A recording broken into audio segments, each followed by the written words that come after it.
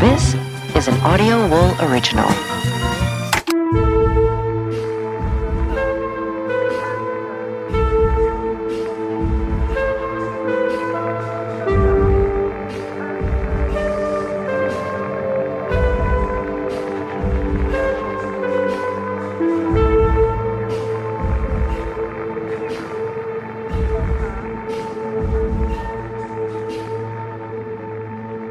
Okay, everybody, I'm really excited for the interview that you're going to listen to tonight. I'm going to give a little bit longer briefing for all of you than I normally give because Sarah Gamm has quite an extensive background, and it's a bit labyrinthian because she's a really interesting person. But in order to get to some cool discussion topics that perhaps she hasn't covered before, we need to get everybody else up to speed. So bear with me for a little bit longer than normal. I promise her story is going to fascinate you. In 1997, a film called Contact, which you guys have all heard me talk about, asked a question I've thought about ever since. What happens to a truly rigorous, data-driven scientist when she encounters something that challenges many of the frameworks she's used to understand the world? And what does she look like on the other side of it? The film ends before we get to find out, and sadly, we never got a sequel.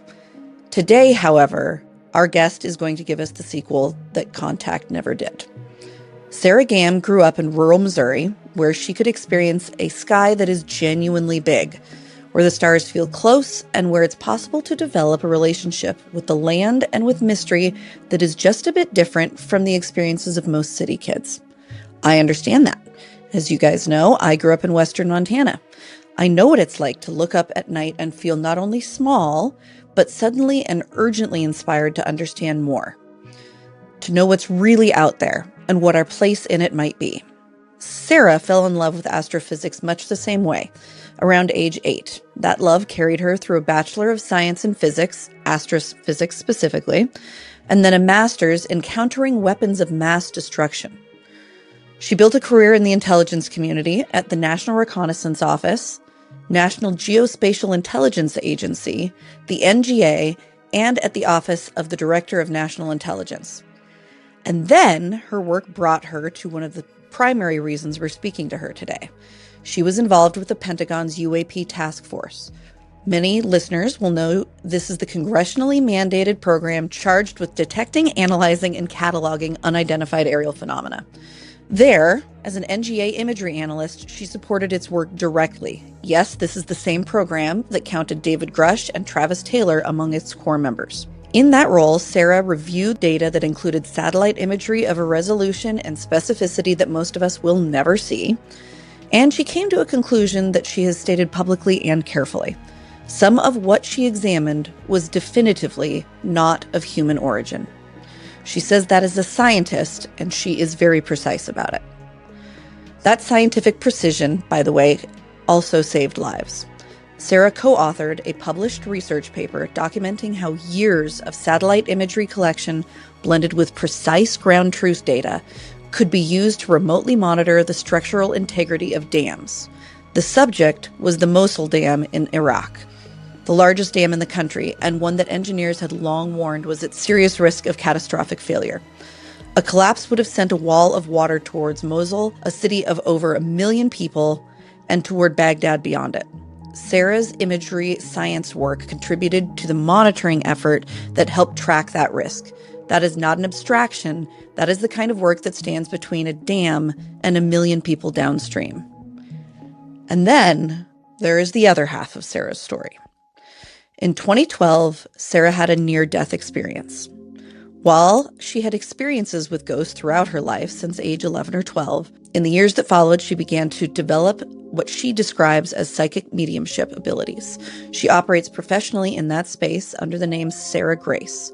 She appears at paranormal conferences, including Contact in the Desert, which is where we will be meeting her in person in a couple of months. And she holds these two identities, the NGA analyst and the psychic medium, not as contradictions, but as two instruments pointed at the same signal from different angles. Which brings me back to Contact. You'll remember Jodie Foster's character, Ellie Arroway, is a radio astronomer. Brilliant, driven, deeply skeptical of anything she can't measure. Then she receives a signal from somewhere beyond our understanding. travels to somewhere far from here and now, and comes back forever changed. Changed in a way she can't prove, changed in a way that risks her credibility in rooms full of people who weren't there. The film ends before we get to see what happens next. How does Ellie carry that? How does she hold the science and the experience simultaneously? How does she keep doing the work? Sarah Gamm is my answer to that question. She is what I believe Ellie might have looked like 10 years on. Still rigorous, still precise, still in the room, and also irreversibly expanded by something she can't fully explain and won't pretend away. She was raised in a Christian home. Her father is a pastor. She grew up Presbyterian with a deep faith at the center of family life. Her spiritual path has since expanded well beyond any single tradition, though she has spoken about that expansion being, in some ways, inclusive of her Christian roots rather than a departure from them. That is a nuanced and I think beautiful thing to investigate. I also want to say this plainly. Sarah's story is, for me, a story about what it costs to be a woman in fields that do not expect you and do not always welcome the full picture of who you are. She pursued hard science and national security work, already an uphill climb in terms of gender representation. And then she chose to be publicly transparent about a mediumship practice and a deeply unconventional spiritual life.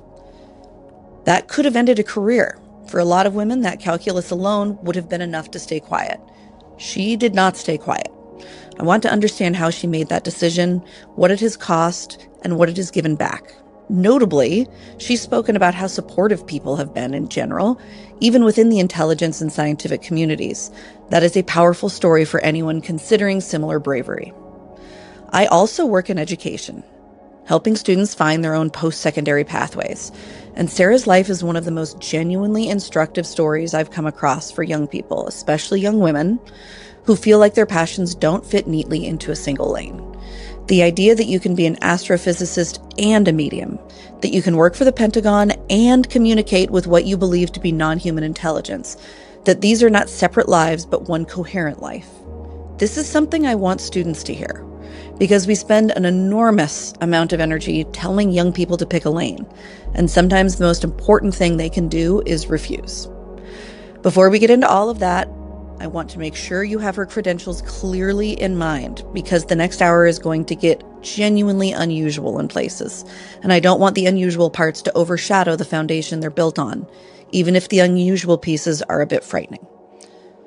Sarah Gamm, astrophysicist, intelligence community veteran, satellite imagery analyst, NGA contributor to the UAP Task Force, nuclear counter-proliferation strategist who briefed 4-star generals and U.S. government leaders, published co-author of dam monitoring research that contributed to protecting over 1 million lives downstream, psychic medium, NHI communicator, experiencer, a person of remarkable integrity, trying very hard to tell the truth about all of it.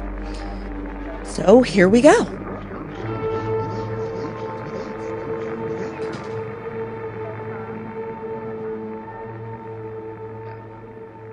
Sarah, thank you so much for joining us and for taking the time. I know you've got a lot going on, and it's just really meaningful. I think your story is really important for more people to hear. Before we get into anything else, I have to tell you, as I talked about in some of our exchanges, when I was putting together this intro and just thinking about our interview, I kept coming back to the movie Contact. It was a hugely pivotal movie for me, for my daughters. And, thinking about the scientist who goes through that, I guess in the movie it was a wormhole, comes back changed in a way, but she can't prove it to anyone, which as a scientist is like torturous, right? But then we don't really get to see what happens afterwards, which to me is the most interesting part, because I know lots of people who have had experiences and understanding the way that changes them. Tell us a little bit about how that lands for you, what that means to you. That's a very loaded question. It is. What it means to me is I love the mystery. So a part of, science is the mystery of the unknown and what you're trying to find and solve and that eureka moment. And that eureka moment might come with a oh crap moment right before that, right? So that's something we Right. joked with in the physics lab in college is when you say oh crap or something to that effect, Right. a few days later it's going to be eureka because you learn what not to do. So that's kind of how that end is for me is I'm in a constant oh no and what I do and then this makes sense. So I'm in that loop for like the end of that movie, and that movie also played a huge role for me. It came out during a time when I was trying to figure out what career path to go to. I was in high school and I remember exactly where I was, who I was with one of my best friends. And the greatest part about growing up in a very rural community, you still have friends that you've known since preschool that are still in your life today. And this person was one of them. And she also shared my love for the stars with me, and she embraced it, and also my weirdness of like the spiritual things, and my ghost encounters that I had when I was little was with her, and so I remember watching that movie and being in awe that there's these two worlds that I've already been a part of. And to see now today, like how relevant that movie, of course, the book too, is. But I think the end of the movie is a constant to be continued. I love the end of it because it's Yeah. always this continuous loop of finding yourself and keep going after that. Yeah. Well, and you can't throw out the evidence, right? Like, even as contradictory as that may seem to all of this other evidence you've gathered in your life, I think one of the ways that your story impresses me is just the grace with which you have accepted it all and navigated it when a lot of people really shy away from that. I know a lot of people in either or of those spaces that really resist the other side of it, people who are experiencers that are very adversarial towards science, or people who are scientists that are very adversarial towards experiencers. And I think it takes such a deep level of being humble even to know, like, actually there probably is room for all of this. And it's interesting to me your Christian background, because full disclosure, I am like a grew up with no religion in my home at all. Like, Art Bell was basically our religion growing up in my home. So it's a very different pathway to mine. But what I find fascinating is the stereotypical narrative surrounding government and surrounding religion from outside perspectives are often that they are very fear-based, right? Both of those, we hear a lot of like, okay, the NHI threat, or, the fire and brimstone narrative with religion. Clearly, you have not approached either of those things with that mentality. So talk to me a little bit about how you resist that, and whether that was ever part of your upbringing in either respect, and whether that was something you had to unpack, or whether the narrative from the beginning was one of much more inclusion and serenity. Yeah, it's a good question. Immediately thinking about it, I don't know. I think I've always just known, but I did grow up in a very Catholic community. My daddy was raised Catholic along with all of his entire family and his siblings. So, a lot of my best friends growing up. So I went to, Catholic services quite often and funerals, which are quite lengthy if you go through the whole Oh Hail my Mary. gosh. Um, Yeah. Oh, and a lot of times when I would hear stuff like if you don't do this, you go to hell, or that aggressive talk, um, I just never believed it. And I always, my whole life, have been a proponent for all religions. We all worship basically the same thing, and the foundation to all of that is love. So I've never really understood, war, especially war over religion, because of that, I don't know, knowing. And no one ever really yeah. taught me that. But I when I first started on my serious part of my spiritual journey, not, of course, it wasn't too long ago.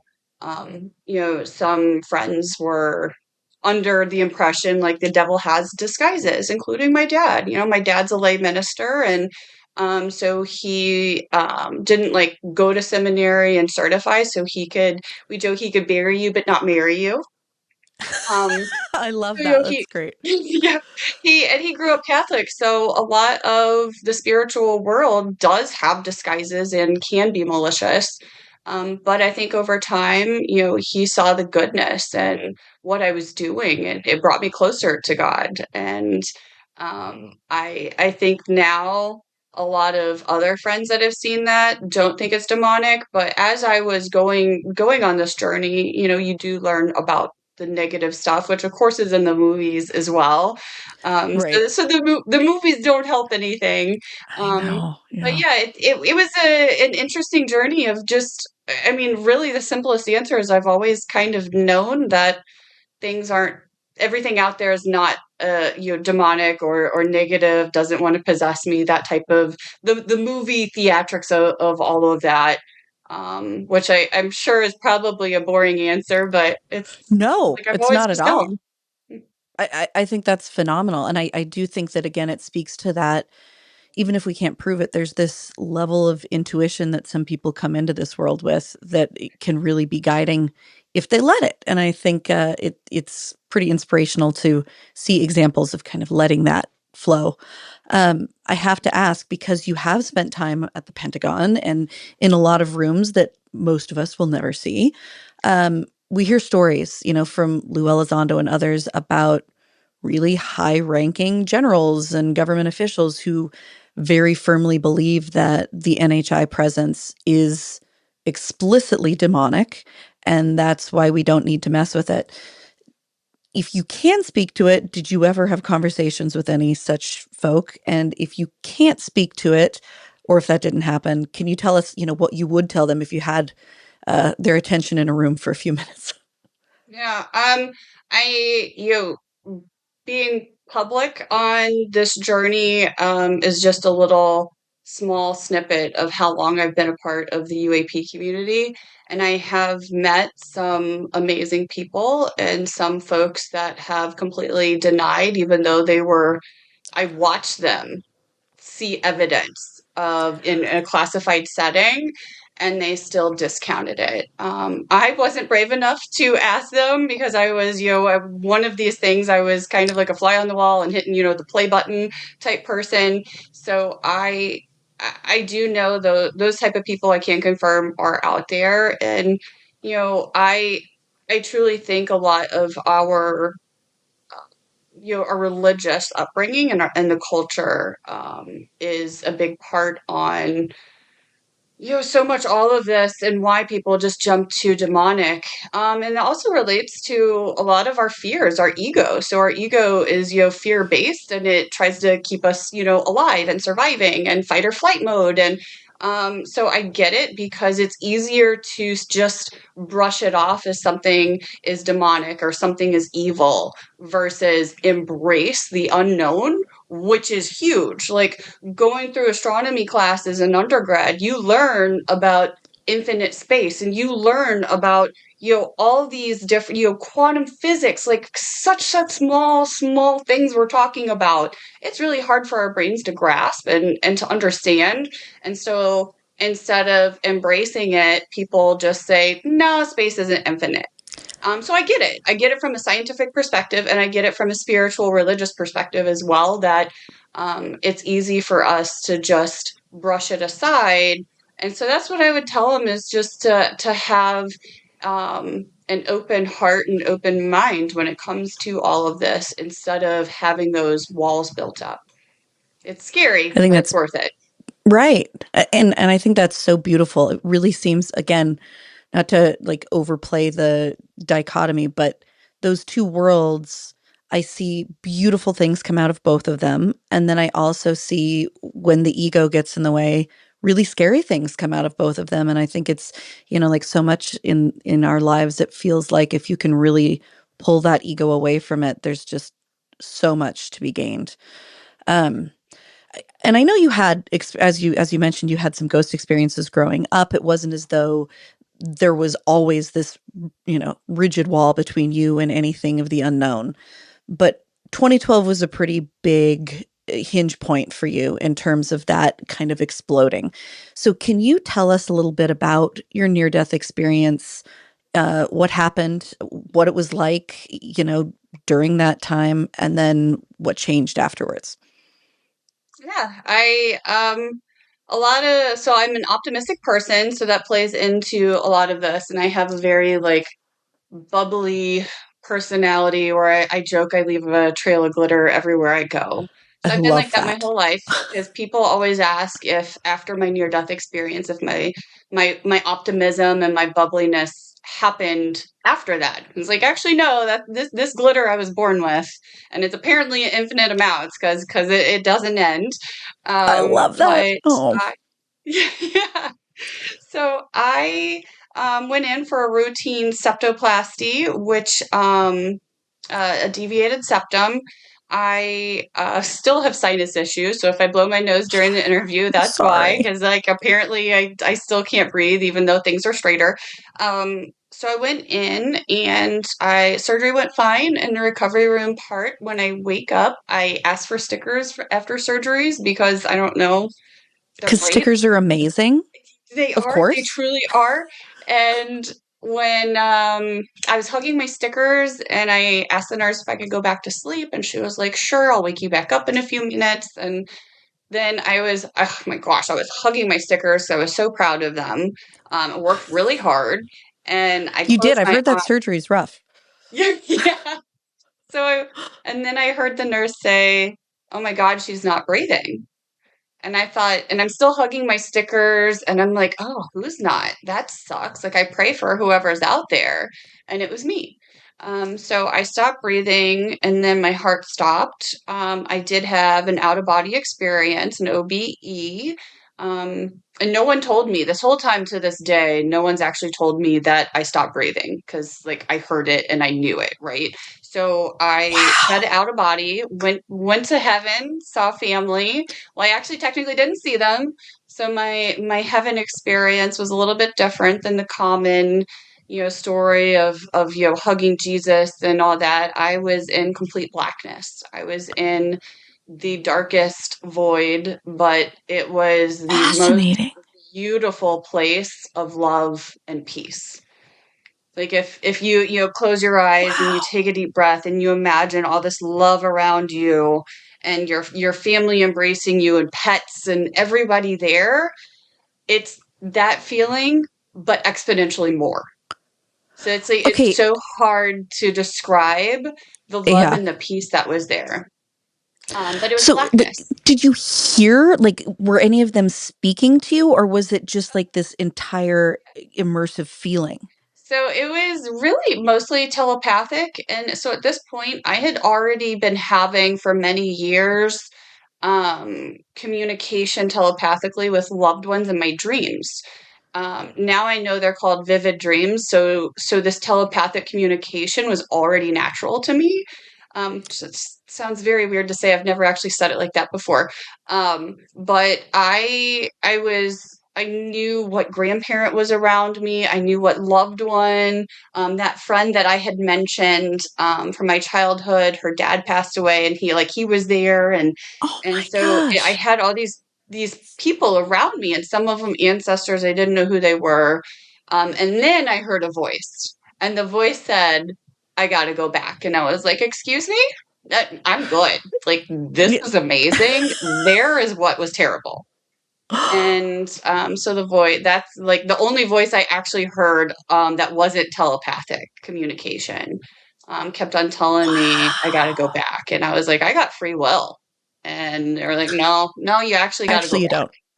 Yeah. And I was like, this, like, they're really sucked. And my family started like teaming up to the voice, to source, to God, whoever you want to call it.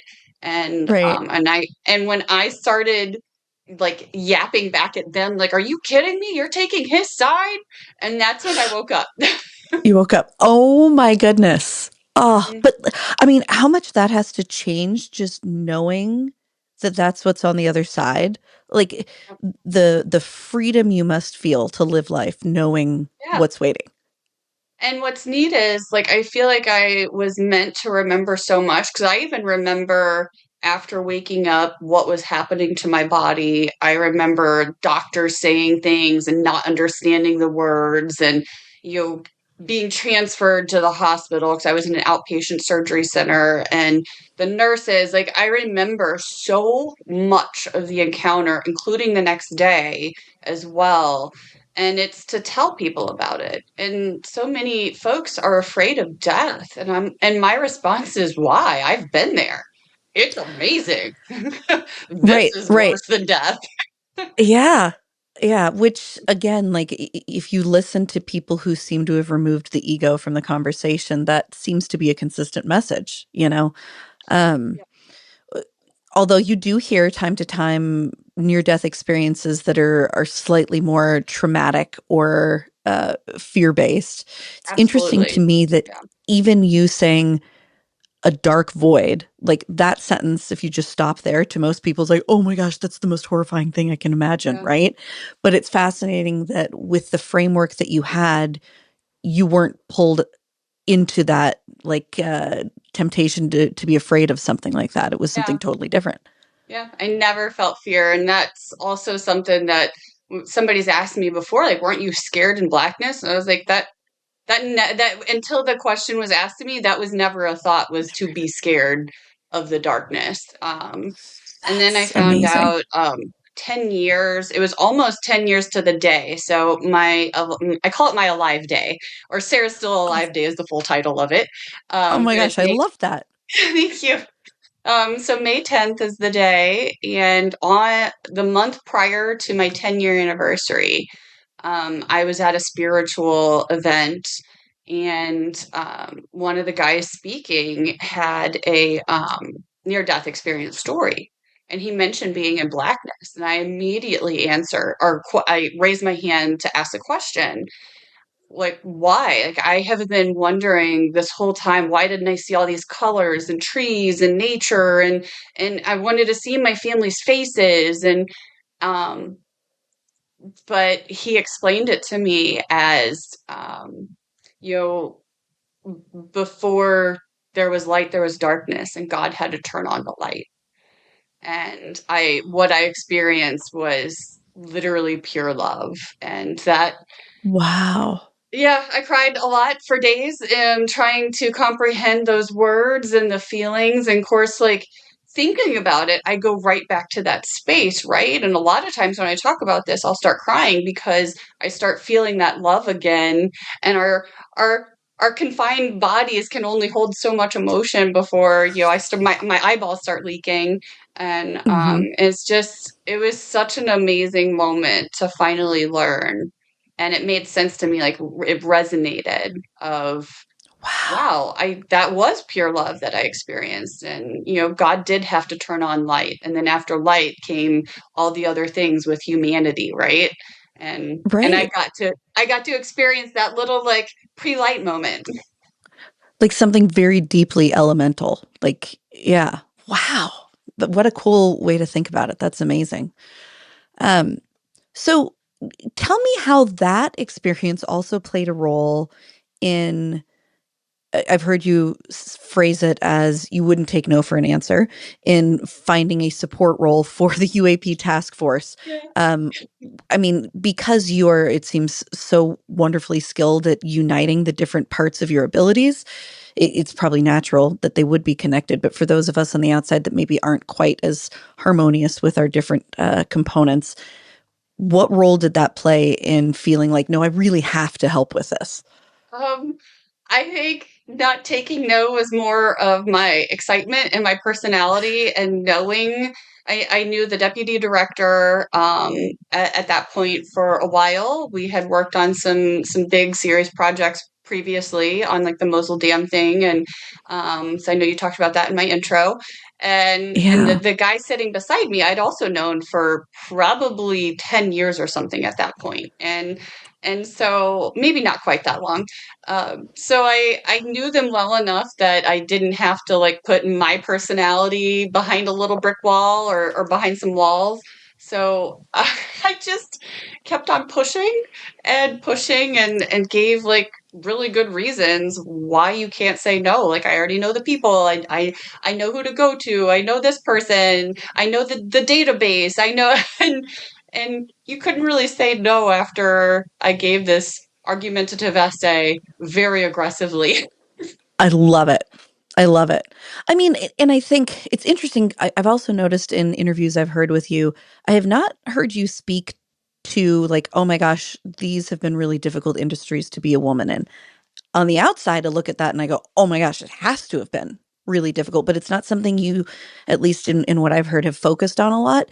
Have you had to build up different characteristics to, you know, find your place in the room?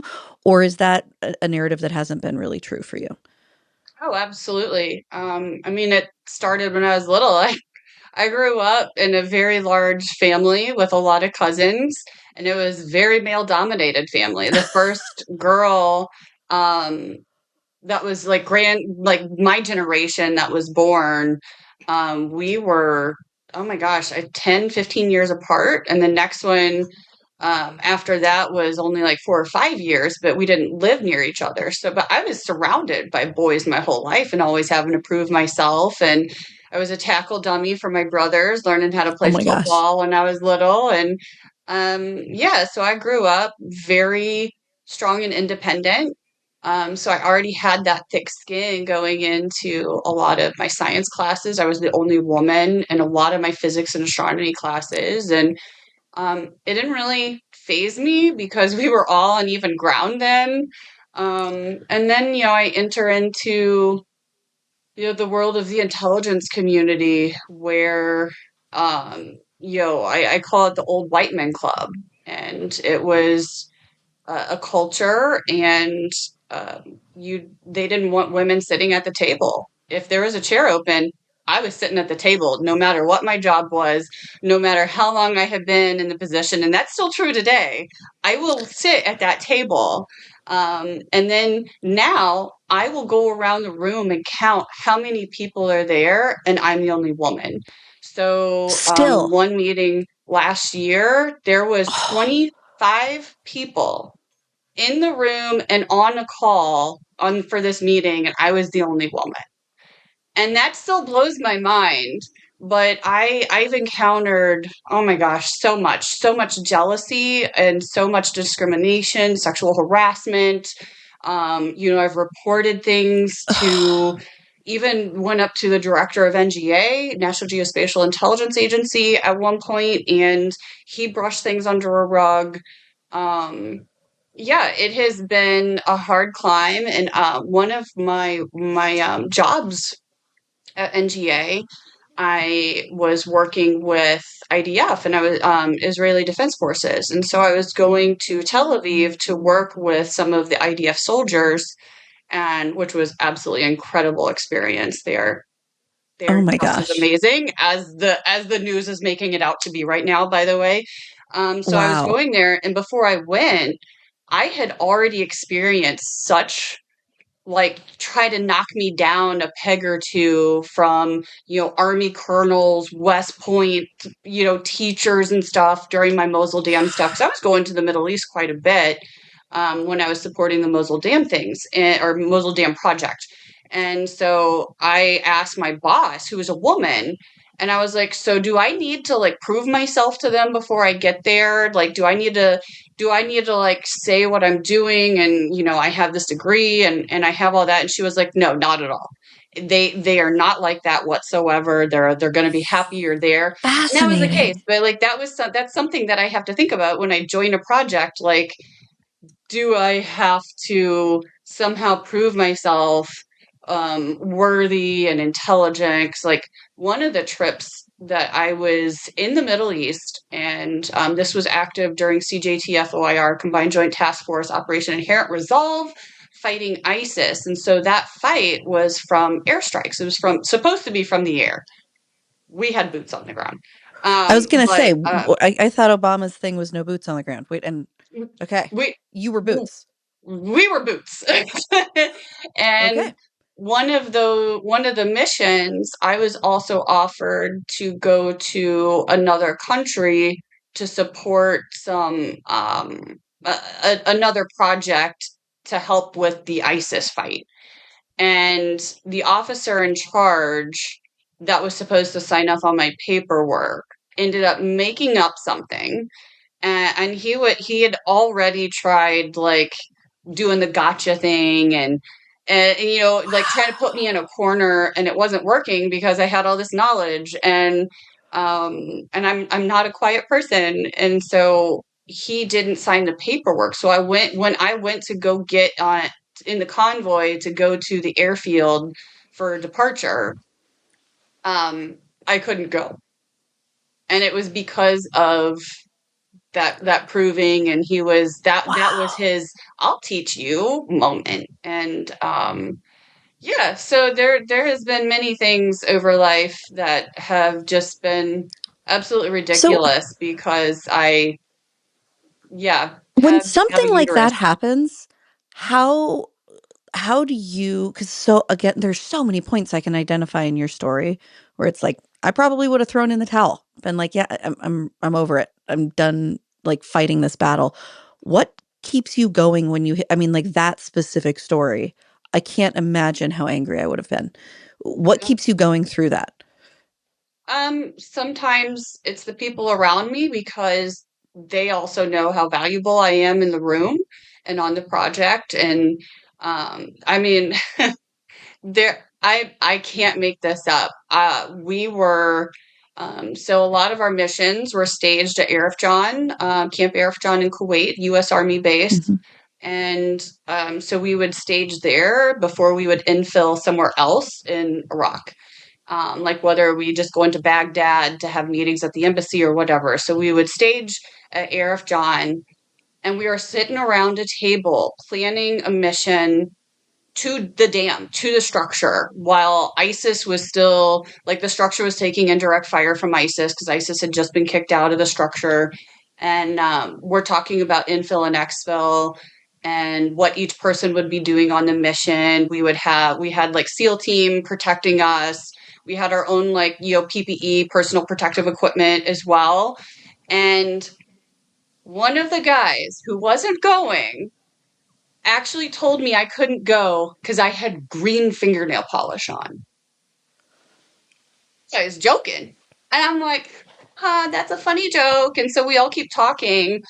And then he goes, "No, Sarah, you can't go. You have green fingernail. They're going to laugh at you."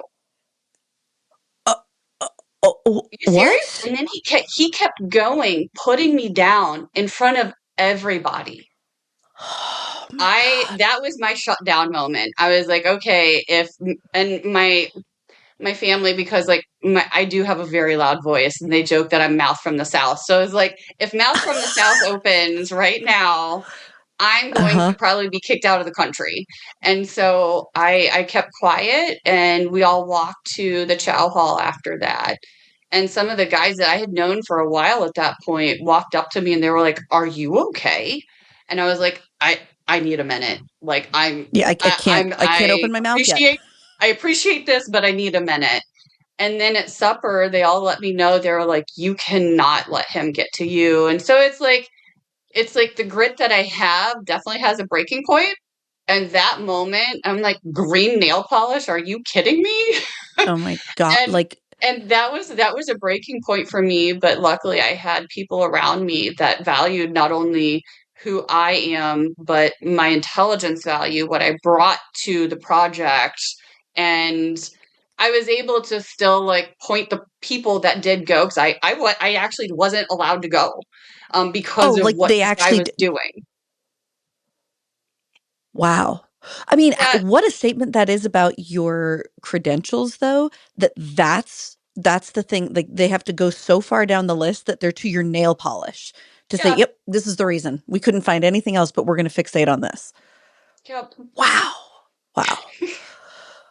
Oh my gosh. That's incredible. I mean, it's Yeah. nice to hear that there were other voices in the room that weren't that, but still, Mhm. it's scary to hear that, last year you're at a meeting where you're the single woman in a room of 26. Yeah.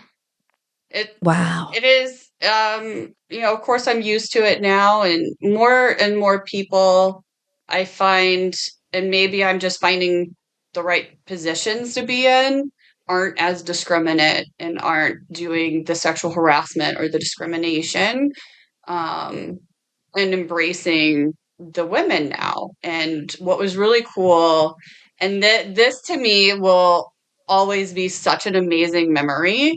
A handful of it was intelligence community individuals, like specialized in a certain subject, and we were tasked to go brief Senate, the SISI, Senate Select Committee on Intelligence, on it was a very specific subject. It's actually in the news now, is Iran nuclear things, and I was the Oh, Iran nuclear lead at the time at ODNI, and this panel of women from different agencies, different backgrounds. I'm sorry, this panel, we were all women. There was four or that's five of us. amazing. And I remember riding in the car there, and when it clicked, I was like, oh my gosh, and we're all riding together, and it was like, how cool is this? The power that I Oh feel. This my is so gosh. amazing. Wow. Wow. Yeah. So I'm sure you can't speak to it very much, but with what's going on right now, you must have all sorts of both personal investment and thoughts about what's going on. I mean, that's got to be huge for you. How long ago were you in that position? Oh gosh, I left ODNI in 2022, June of 2022, and that was when I So left still NGA as well. pretty recent. Wow. Okay. Yeah. Jeez. Yeah, I mean, first off, it's tragic what is happening as a whole. What's been going on in that country has just, yeah. And I have a good friend that has family that's still there, and she may or may not be able to Oh talk to my her family gosh. every day. And, months might go by, and it is awful what is happening. And yeah, yeah, I don't want to get it, but it was, our approach to things. I agree that an intervention needed to happen, but I don't agree with the, what's the word, like the actions of what's actually going on right now. Yeah. It makes But me wonder I, if I, they've I still got pray a for room. everybody involved, no Yeah. matter, what side you're on, because it's not good no matter what. Yeah. It does make me wonder if they've still got a room full of really bright women advising them. It feels like if they did, maybe it wouldn't be going this direction. But that's just me. Um, I do know, I am certain if I was still in that position, well, first off, and where I was tech doesn't exist anymore. So the office that I was in is disbanded. It was the National Counterproliferation and Biosecurity Center. Um, Big mouthful, but it doesn't exist anymore. People got absorbed in positions in other really? places. Yeah, but Hmm. if I was still in that seat, I'm pretty certain President Trump would have not liked what I had to say when he first agreed on the airstrike last year, the very first Yeah. one that was a while ago, because I would have said not to do it, and I can't go into reasons why, but it would Fair. I'm like I probably would have been fired because I would have gone against what he wanted, but It that makes that me was my like you truth, even and like more. yeah, and I would have figured out what to do after that, but I know he wouldn't have liked what I had to say. Yeah. I wish there were more people in general saying what needed to be said in all sorts of spaces rather than what people want to hear because it feels like we definitely need more of that. Speaking of which, your time working with the UAP Task Force, you know, I know that there is a very hard line about what you can and can't say about what you saw. But if you can give whatever you can give us about specifics that you saw that verified in, a tangible evidentiary way, what you probably know intuitively about a lot of the NHI uh, connections that you've already figured out. But anything you saw that would, to a pre-contact writing Carl Sagan would be a point for him. Mhm. Um, there's definitely a couple different categories. So early on, like when I first joined officially the task force, I had just started my spiritual classes and my spiritual journey. So I told no one. I was Right. terrified I'd be fired. That's why the business I set up was Sarah Grace and not Sarah Gamm, because I didn't want my last name associated with it, because I was that scared to be public and out in the open, in the spiritual community and having my clearance. So I didn't have these two things quite married yet, and I'm still figuring out my spiritual journey and what that meant and who I was in that. Um, so when I would see non-earthly looking objects, I would have a gut feeling, and in this feeling, it would be like that intuition and that friendliness, and just kind of go, hey, like, hey there, hey friend, or like, maybe that's a little being slightly sarcastic, but I did wave at my monitor a few times. Oh my um gosh, that's amazing. yeah, and when I realized what I was doing, I was like, oh my gosh, that's weird. But Did anybody see I that? yeah, and so I would, my coworker that's sitting beside me, that he didn't want to be on the task force, and I'm like, dude, come over here and look at this, and he still was like, I'm busy, and so Oh my he's a gosh. great individual. Oh, So I'm not right. downplaying him. He is so Right. fantastic and a wonderful human, but it was like this stuff doesn't interest everybody. Yeah, it's Um, true. yeah, so I would have those moments of that intuition, and then I would have the scientist hat. That Ellie hat would get put on and start questioning, and so I would, think like, okay, is that a bird migration pattern that we just aren't aware of yet? Where in the world Mhm. is this? And what time of day? And what was the weather like? And so then you start researching, wind, and the wind at different altitudes, and where a balloon might fly, and if it's parallax as well. So that science brain, or the Mulder and Scully from X-Files. So Scully would take over, and Yep. and then I would, go through that deduction and that reasoning. And sometimes it would go back to that wave, that feeling of, hey, good to And see you're like, you. okay, Scully, Welcome we've in. gone through your list. Mulder, you can come back now. Yeah. Hmm.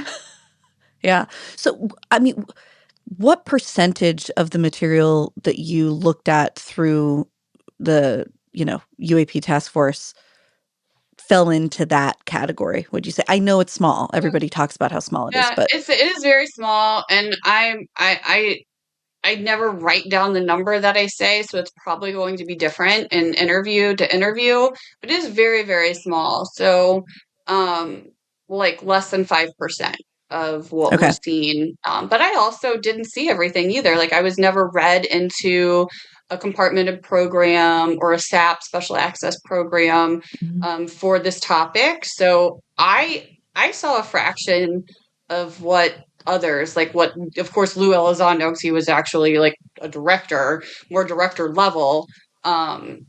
So of what I saw was less than 5%, like Yeah. 2% type thing. Okay.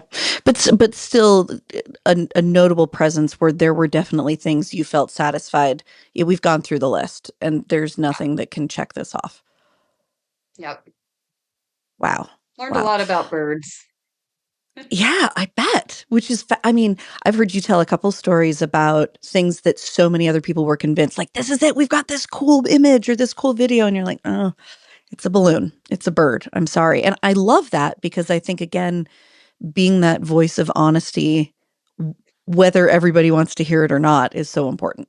Yeah, no, it's even hard to my family though. So like my family's now fully on board with this crazy journey that I'm on, and Oh, they're I looking up love in the that. skies.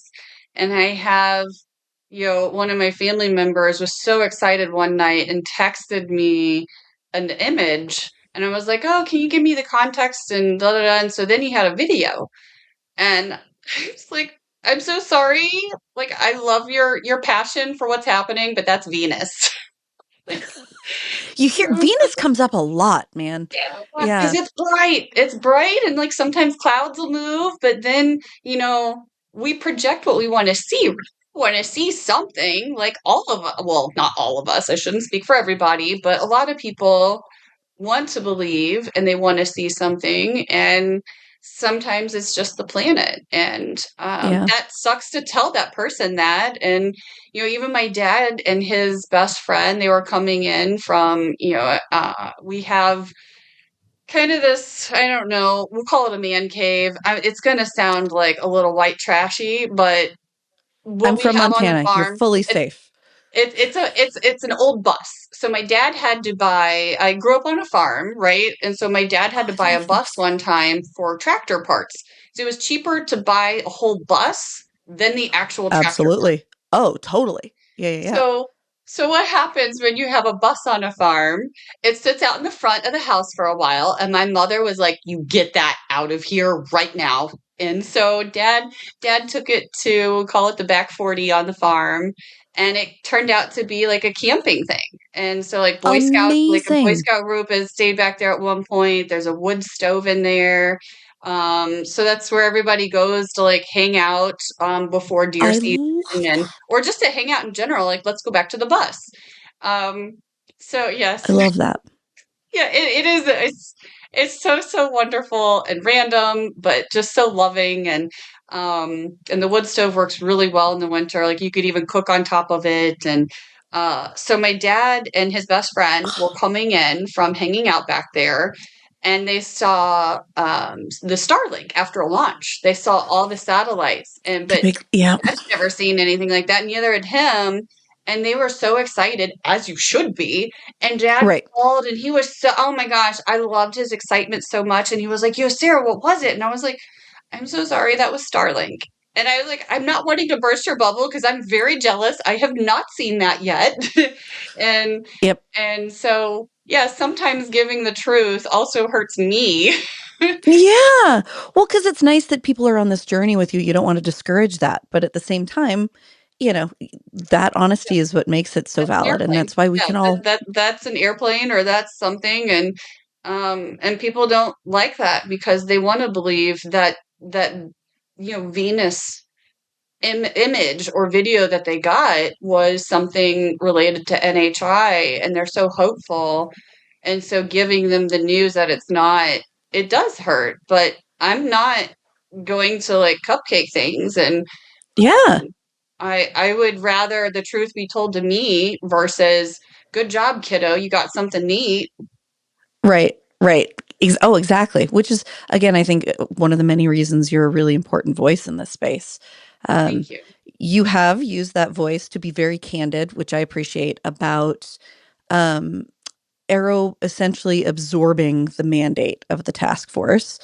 Um, and I guess tied to that as well is, the huge burst in news in the last couple of weeks about Obama saying aliens exist, and then, oh, I just meant in the theoretical sense, and then Trump saying you violated, classified rules by saying that, and then doing this seemingly, you know, empty mandate of we're going to release everything.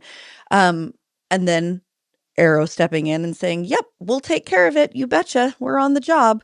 Tell me a little bit about what your experience watching those things in the last couple of weeks has been, especially knowing what the transition has been from the way the UAP Task Force was operating to the way that Arrow was operating. Very good question. I was overly excited. First with Obama saying that, and then the next day, like first thing in the morning, sun probably just peeked over the horizon, and he mentions he takes it back, right? He's like, oh no, I just meant it theoretically, or whatever his words were. I don't remember them. And then my first thought was somebody told him to pull that back. He got a Yeah, talking to. He got sat he's down. not He got a Trump. He talking chooses to. his words so carefully, right? It's not Hmm. like the word vomit man. So yeah, I agree. Yeah.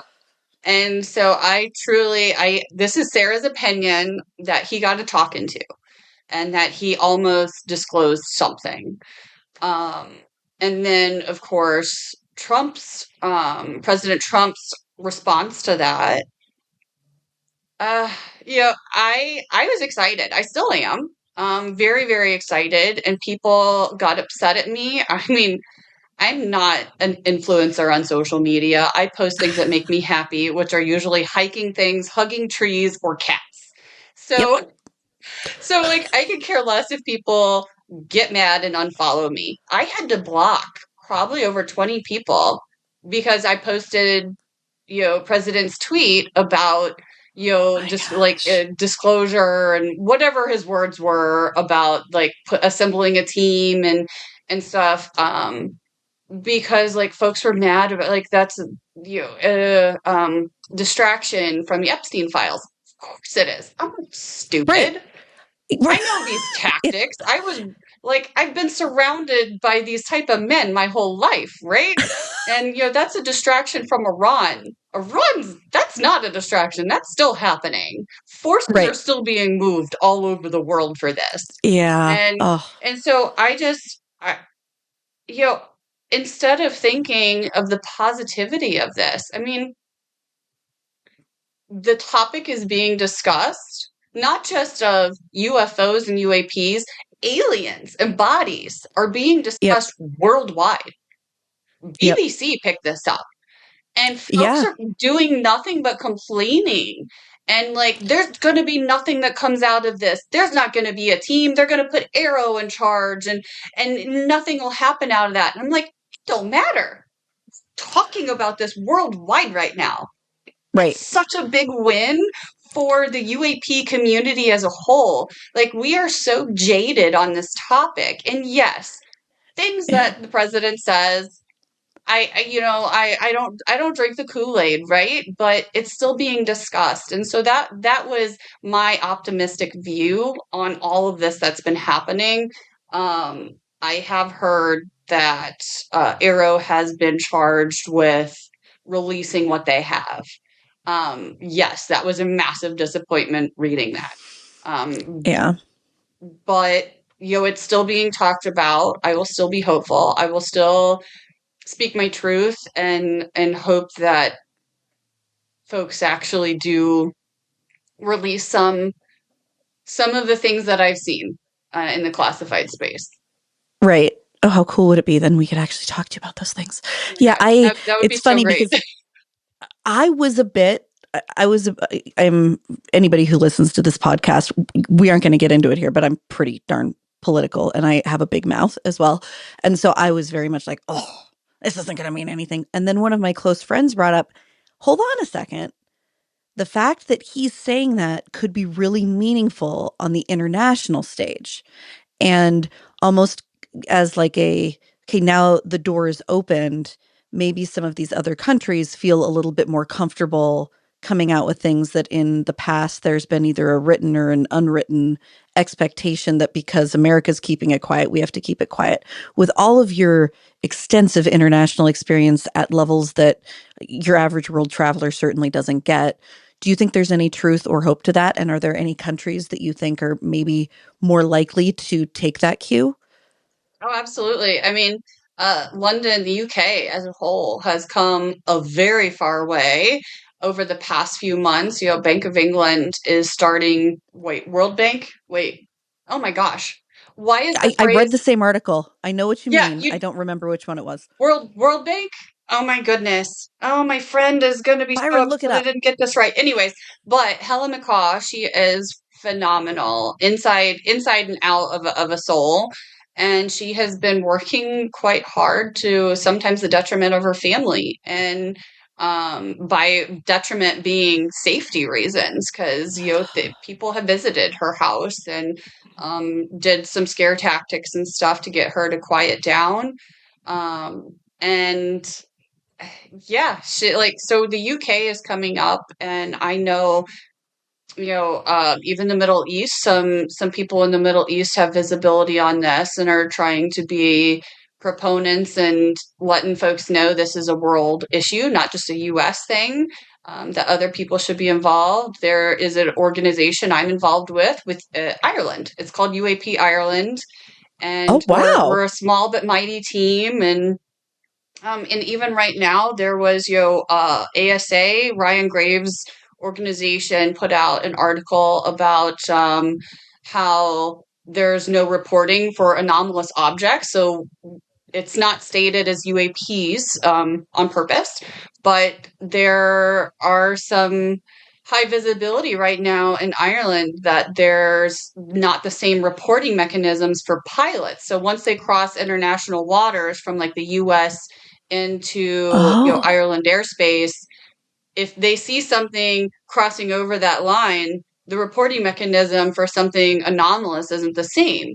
And so we're trying to get things the same right now. So there's more and more puzzle pieces that are globally are happening. And it's so exciting. I've seen even like Czech Republic. I've had messages from some Czech Republic folks that are a part of the wow. UAP space, and um, yeah, and of course Brazil, right, with Virginia and the Yeah. anniversary that happened this year. So it is so amazing to meet so many people worldwide that are on the same page, but it's like for some reason they're just waiting for the U.S. to drop a bomb. Oh no, bad analogy right now. Very bad. Fair. Gotcha. Sorry about Yeah. that. I I mean, they are kind of waiting for that too, but in a different yeah. respect. Yeah. Yeah, but Yeah. yeah, waiting for the US to lead the charge. There we go. Better Yeah. analogy um for this space, and I get it because a lot of times the US is leading, but this is such a global issue and we should be working together versus waiting in the shadows. Yeah. So you do have hope that maybe even if it doesn't amount to anything stateside, it might amount to something internationally. Oh, absolutely. And I That's was great. fortunate enough to attend the Soul meeting in Italy last year, the Soul conference, and it was such a breath of fresh air, meeting so many people from all over the world, flying in for one purpose only, and it boiled down to curiosity and wanting the truth Yeah. and working Yeah. together. It was just it gave me a little bit of recharge in the space because this topic has drawn out so many toxic peoples and topics, and like I mentioned earlier, the jadedness of things, and being there in Italy surrounded by so many countries and so many representation. Even Ukraine, the Ukrainian guys were there with videos from their UAVs of the UAVs going to attack Russia and seeing anomalous objects. Is any of It's that just publicly available? I think it is, and I forget. I could reach out to get information. Oh my gosh. I Would do you think it please? is. I do know one of the videos was birds. I'm trying to Yeah. Yeah, the Soul one of the lead Soul Foundation guys I could get information Oh from my because gosh, it was that would be incredible. Because those are the things that I mean, it's not that I'm not interested in our domestic things, but we can get pretty myopic, right? And I think broadening that lens and seeing, okay, this isn't about America, really. Like I would love the Ukrainian pieces, especially. That'd be fascinating. yeah. It We was really almost made it cool to Seoul. watching it was like a side room, like a little like, oh guys, like an announcement was made. If you guys anybody wants to see this, go down to such and such room. And so a lot of people were packed in a room to watch them, to also Wow. support them as well from so many standpoints. And it was really special to be there and to witness it. Have you been to Contact in the Desert before? Is this your first year? This will be my first year. Okay, so last year was our first year. I have to say, what you're describing is that space of people with like genuine curiosity. Obviously, last year in America, we're just into Trump's second term, so much bipolarization, right? We've got people that just want to fight about everything. And I have to say, walking into Contact last year, it was the first time in years I felt like I was in a space where nobody was trying to prove anything to me. Nobody was trying to one up or convince me of anything. Everyone was there for that exact reason that you mentioned, curiosity. And I felt less ego. There were a couple exceptions, but very few. Less ego than I have felt in I don't know how long. And it was beautiful. I talked to people who I know for a fact I disagree with probably 90% of their political beliefs. And we had just the most beautiful conversations. I left feeling like, okay, why can't we do this everywhere else? So I'm really excited for you to experience it. It sounds very similar to the soul experience. It's just wonderful. I was so surprised when I was asked to speak at it, 'cause I know, how well it's received and how people look forward to this event every year. And I've had friends that go, but it's always around my birthday. And so I usually have, like last year, I already had plans when I was asked to attend. I wasn't asked to be a speaker last year, but I was asked to join. And I had already had plans for my birthday, so I didn't. So this year I'll be there, but it's my birthday's on the 27th, so I'll Okay, show so up you'll after just that. miss it. Yeah, Okay. but also it's the theme of the conference this year is so good that I've been struggling like pinpointing exactly what my lecture is going to be, because I could talk about all of it, like the simulation and the near death experience and like the science behind spiritual world, and it's really fun finally having a struggle trying to Yeah. think of what to say, because I could talk What about to it say? all. Oh, well, I'm fairly sure everybody there would love to hear about it all too. Maybe we just need to give you like a 6 hour platform so that we can get all of it. Yeah, Yeah. I'm a Gemini, so I could keep talking. I love it. Oh, that's great. You're really going to have a blast, and I'm so excited to meet you in person. Yes, me Okay, too. I did have a couple listener questions before we go on to the next topic that were kind of tied to the UAP task force, and these may be things that you can't speak to. So please, of course, speak up if you can't. Um, we hear a lot about multi-sensor integration, right? Do you think the general layman public really underestimates how much high resolution satellite imagery exists compared to the grainy pilot videos we've seen? Though I know even the grainy pilot videos, for somebody who knows what they're looking at, mean something very different than those of us that just see pixelation, right? But are we underestimating how much clarity there is on the other side of those classified walls? No, And I don't want to get you in trouble. So, no, you're yeah. not. I'm thinking of how to phrase it. Um,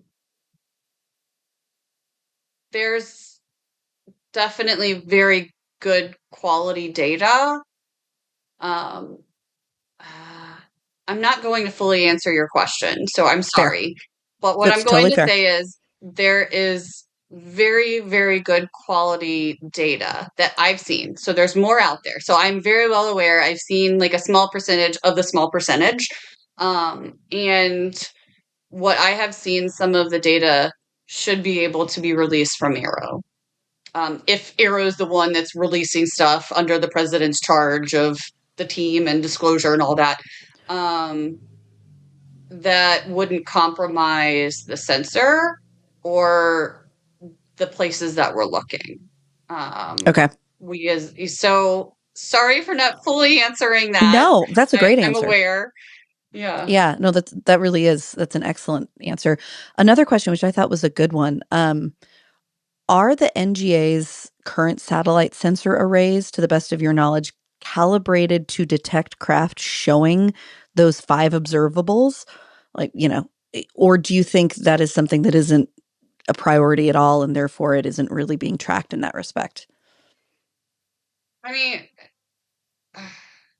so I'm going to answer that with a question. Okay. Would multi-billion-dollar systems be designed just for what you just said? No. Right. Right. Okay. Fair question. Fair response. Very good. Um, So, and I don't know, this is recently for me. It may not be recently for most folk, but I've become a huge archive nerd of late, and just digging through lots of declassified documents. Um, it does appear that the interplanetary phenomenon unit was real. It's been confirmed a couple times by declassified documents. Did the UAP task force, to the best of your knowledge, have access to their files and historical data, or was that something you never ran into? Yeah, so I didn't touch any of that stuff. I never, Okay. met the seniors on the task force. I never came close to crossing paths with like Jay Stratton or Travis Taylor. So I never met virtually some of the people, not the ones I just mentioned, but I never crossed paths with them and don't know that answer at all. I have no idea. Okay. That's great. Okay, so career shift, as you said, you were really just starting to come into the mediumship practices and training those abilities while you're rising the ranks in your, more front-facing career, we'll say. Um, what was the point at which you felt like either you wanted to or you couldn't wait any longer to merge these two and essentially be very out about all of the parts of yourself? My spiritual teacher, her name's Celeste. She has approved me to speak about her in interviews. She told us during one of the classes, we'll know when the timing's right to come out. And I still remember being like, the timing's never going to be right. This is terrifying. And she was right. And it was a slow progression. So, supporting the task force, a few of us became really close friends, and in a collaboration space that I've talked about, which is separate from the task force, some things overlapped, but there was like the collaboration space in the task force, and this collaboration space, um, a lot of us became like family. Like I would play in happy hours and gatherings, and I still talk to a lot of them to this day, and we That's are truly wonderful. like a family. And I feel so fortunate to have them too as like a sounding board. Like, did I just gaslight myself? I would, these people are very public figures saying I was never on the task force. And like, I know I was. And like, am I gaslighting myself Uh, now? And they're like, Sarah, we wouldn't know each other if you weren't on it. Um, right, right. so, oh, Yeah, that's the sorry. first indication that you're doing something meaningful is if you're being gaslit. That's like Yeah, yeah, number one yeah. indicator. So these, I got sidetracked by the gaslighting comment. The moment Yeah. when you decided that it was time for Oh yeah, everybody thank you. to I know. appreciate that. Yep, Sorry, of back course. on track. So I slowly started telling this group that's now like a family, hey guys, like I kind of have abilities. I could like maybe talk to them. And they're like, who's them? Like, wait, what? And so it would kind of progress to get talk to ghosts. I see dead people and that kind of talk, and like I literally said I see dead people to them at one point, and they were like, oh cool. And so it became a non-issue. Folks either asked me questions or would be like, okay, I'm busy. I need to like, get back on my Iran account or whatever. Yeah, I just made that up. But Right, right. they get back to their like day job, right? And yeah, I got bigger things to worry about. So now, years later, I really truly have realized no one cares. My security officer in a past job. It was actually when I was at the Pentagon supporting the Air Force before where I'm at now. And so I told my security officer about some, interviews I'm doing for this UAP thing, and but a lot of it overlaps with the spiritual world because I'm a psychic medium. And she didn't bat an eye. Like she could care less. She was like, "Are you saying anything classified? Are you saying something that relates to your opinion from the Air Force or from our office?" And I was like, "No, no." Like all the answers were no. She was like, "I don't care." Oh, And how like that was wonderful it. that must have felt. Like, It ow. was weight off my shoulders of Yeah. people really not caring because it doesn't change who I am. It is who I am, but it doesn't Right. change like their perception or my work or when I was working the Iran nuclear stuff, I still had the same product and the same outcome, and just being a little extra weird doesn't matter.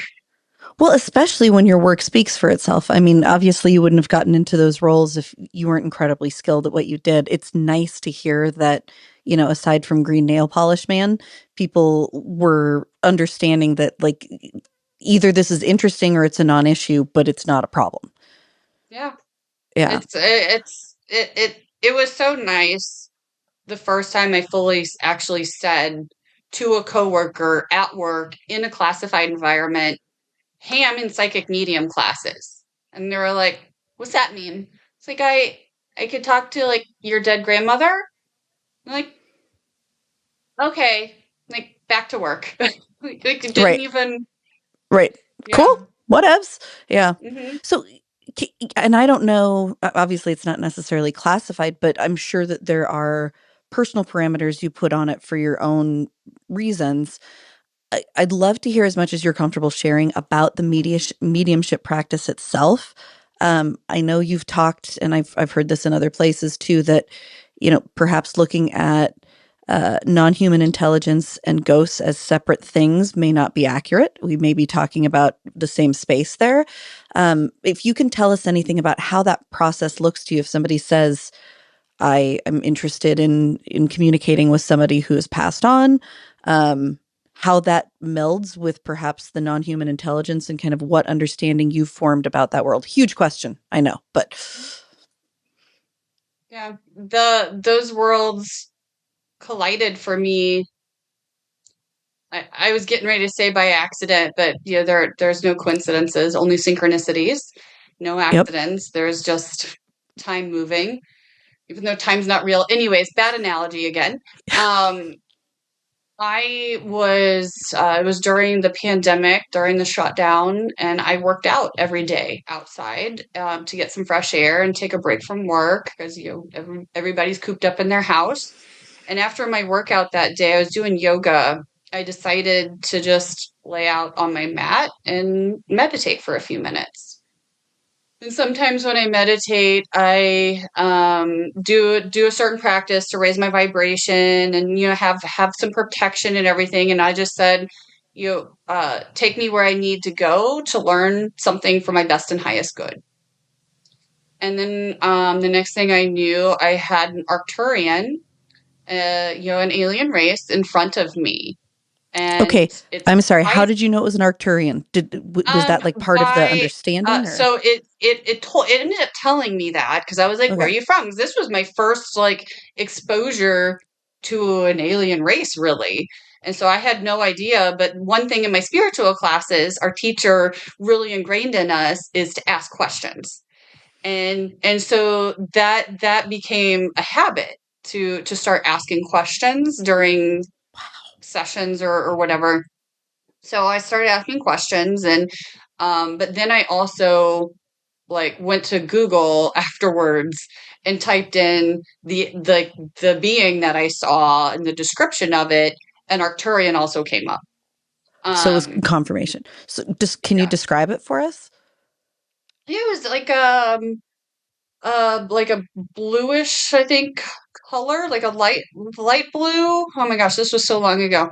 And I've seen different ones. So they're kind of a little diverse, like we are here. So I've seen one. I guess this was probably more of a Nordic, which is like the tall whites with long hair. So this one, the first very one that I ever encountered, didn't have hair. It kind of resembled like the gray, like the pointy chin with the round Mm-hmm. head, no hair. But they emanate this love and this light from them and they're very tall. And that was the first thing that was said to me was, basically I come in peace is what was Right. said. And Wow. um, I also do automatic writing. So automatic writing is like when you're meditating or you're channeling or something, you write down and I don't recognize the handwriting sometimes. I have no memory of what I wrote. And I ended up writing. It's really funny because this ties into current day in my life, but I wrote down the Eye of Horus.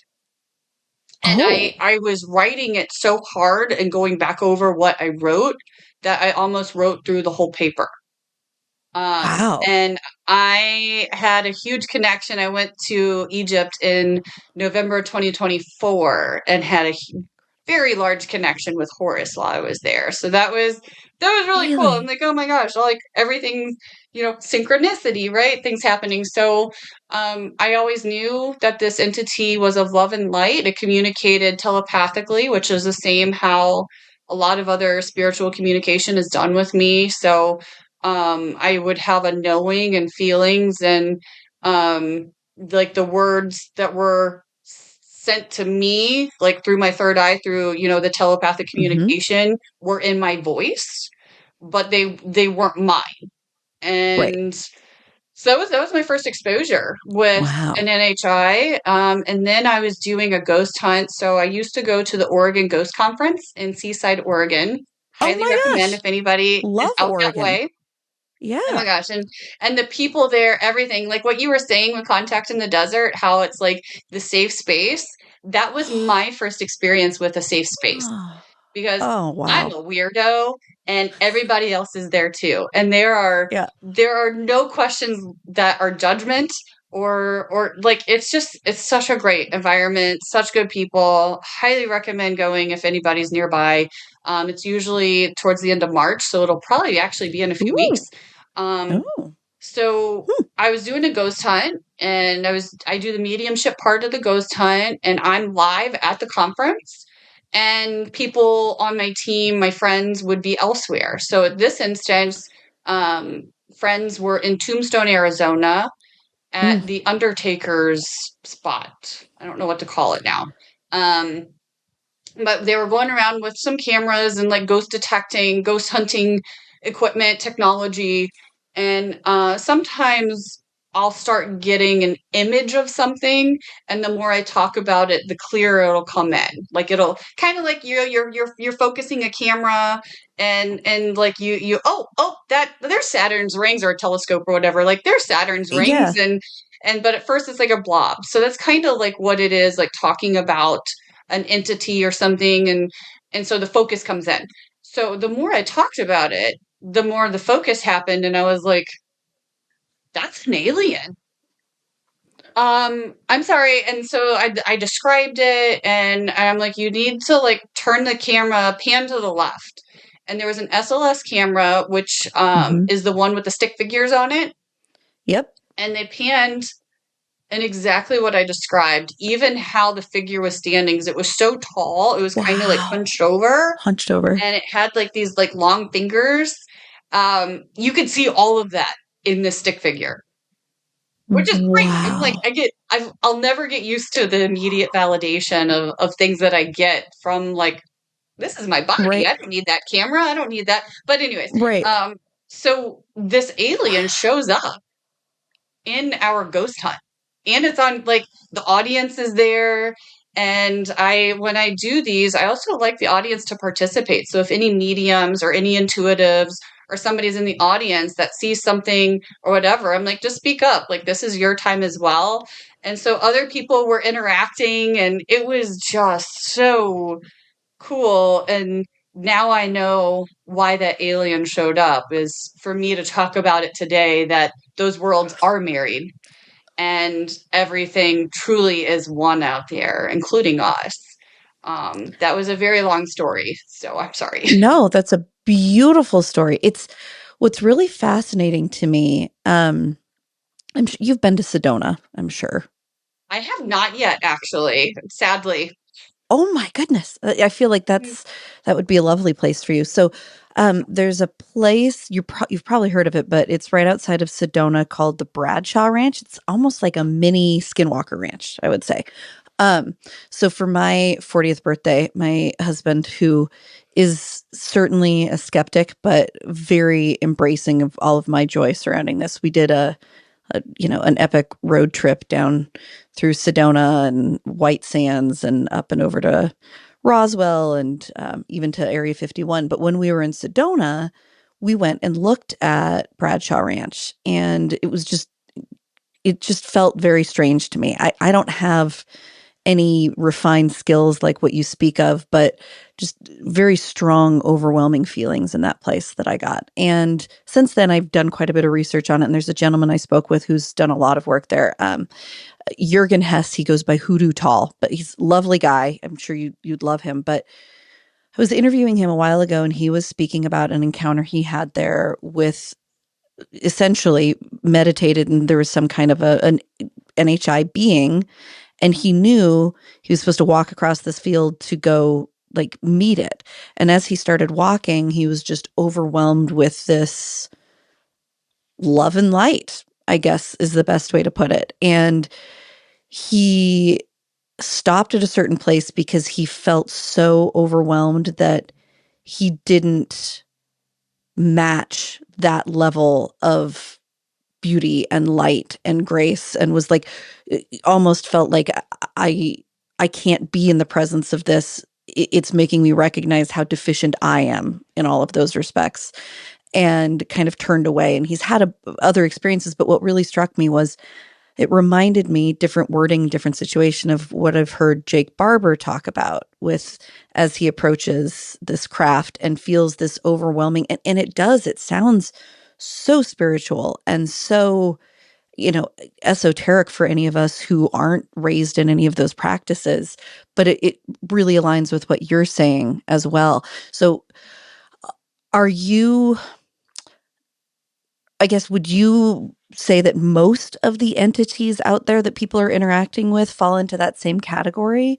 Or I know you've mentioned there are certainly some that don't. Is that sizable? How do you navigate that? And, what percentage of the experiences that you have fall into that really beautiful category? Yeah. Most are beautiful. Most are great and a good experience. I, because of my mediumship, I, have faced negative, evil entities, including the more negative NHI. So I have encountered both, and I'd say the negative aspect of it, the more malevolent. Why can I not? Malicious. That Malevolent. works. Yeah, yeah, Since that's I okay. can't say I can't. No, we're not going to do that again. The Um, bad guys. the more the more negative aspect of it is a very small percentage. Luckily, but there are deceptions out there in the spiritual world. So it's not just like the NHI. It's things see like my light. I have a big lighthouse on above my head all the time that I have to protect because that lighthouse is connected here, right? So I have to protect myself. So there's different protection mechanisms that I've learned along my spiritual journey, including from my teacher, from Celeste. But and there's also like books out there too of protection, but I mean you protect your house, your car, your all kinds of things. And especially being a public figure now in the UAP space where not everybody is kind and they send you a lot of harm and negativity and very awful comments or messages. And so there's different ways of protection to send that energy back out, right? So that's not going to absorb and to hit me or affect me. Um, and ways to do that, I don't know if we want to get into ways to do that, but there's a handful of things like Archangel Michael or Saint Michael. You ask for his protection. He's a good one to have in your back pocket.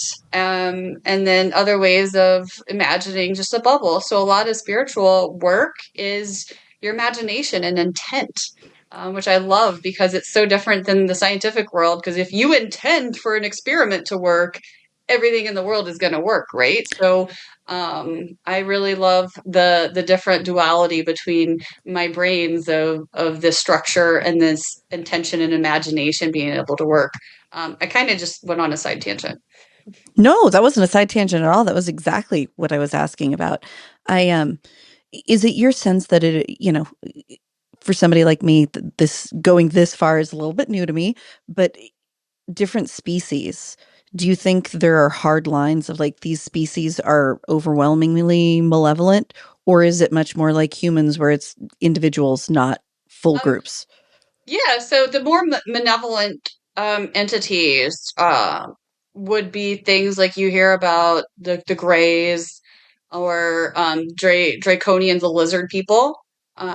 So those are definitely more inherently bad. I don't know if I like to use the word bad, but Right. more bad than good. And the negative ones I have seen are the lizard people. Um, I actually don't think I've encountered any other negative NHI except for the lizard people. Wow. That I didn't realize that until this moment, but that actually is surprising Interesting. me right now. And there are some out there that are just more benign and about themselves and don't really care about humanity or Earth as a whole. But like the Greys, so they're like typically the ones that do abductions, and they're basically cloned themselves to where they're infertile, and so they have to figure out how to keep their race going, and so they do experiments on us. And so I know there's very terrible experiences with them, but thankfully I haven't encountered that yet. I was going to ask. Good. Okay. Wow. What are the situations that kind of bring about those interactions with the really negative ones? What has led to that for you? That was I was doing a house clearing for a friend. There was some things moving around his house, and his daughter. He had his daughter part time. Like I forget the custody agreement, but so I went to do a house clearing at his house when his daughter wasn't there. She was pretty young at the time, and that's where I encountered the lizard person. Wow. Wow. So all of these questions, it seems strange, but I just am trying to get a better understanding. So is your understanding that it is dimensional, that these things are around us, but it's like different dimensions? Or is it spatial? Or is it a combination of both? Or is that It's really all, not yeah. clear, maybe? No, all the above. So, I mean, when you think of the dimensional, you also have to discuss the spatial because of what we created of time. Our Right. creation of time, connects both of those, and so the interdimensional is just different energy. So, matter can't be created or destroyed. So, energy is always around us. It is everything, and everything is like a black body radiator because everything has heat. Even when heat is absent, there's still some heat for the absence, and Yep. uh, these um, these beings interacting with us once in a while means they have a different energy level. So think of, like hauntings, Yep.